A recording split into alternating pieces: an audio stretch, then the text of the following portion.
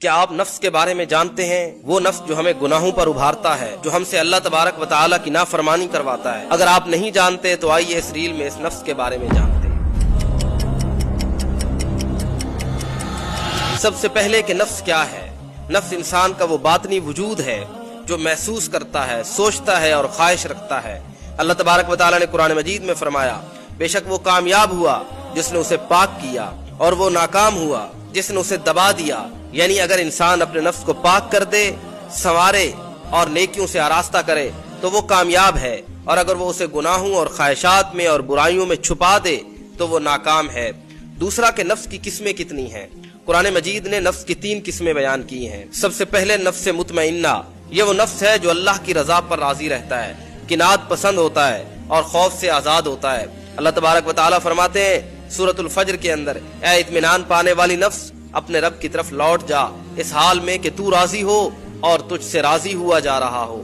دوسری نفس ہے نفس لوامہ، یہ وہ نفس ہے جو انسان کو گناہ کے بعد ملامت کرتا ہے، ضمیر کو جھنجھوڑتا ہے، اور اللہ تبارک و تعالیٰ فرماتے ہیں سورۃ القیامہ کی پہلی 2 آیات میں کہ میں قسم کھاتا ہوں ملامت کرنے والے نفس کی۔ اور تیسری نفس امارہ، یہ وہ نفس ہے جو انسان کو ہمیشہ برائی پر اکساتا ہے، جیسا کہ حضرت یوسف علیہ السلام کے واقعے میں ذکر ہے، بے شک نفس تو برائی کا حکم دیتا ہے مگر جس پر رب کی رحمت ہو۔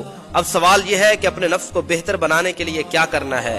نفس کی تربیت بھی بالکل جسم کی تربیت جیسی ہے، یعنی مسلسل محنت اور صبر سے ہوتی ہے۔ قرآن و سنت نے اس کے لیے چند اصول سکھائے ہیں۔ اپنا محاسبہ کرنا، یعنی اپنی نگرانی کرنی۔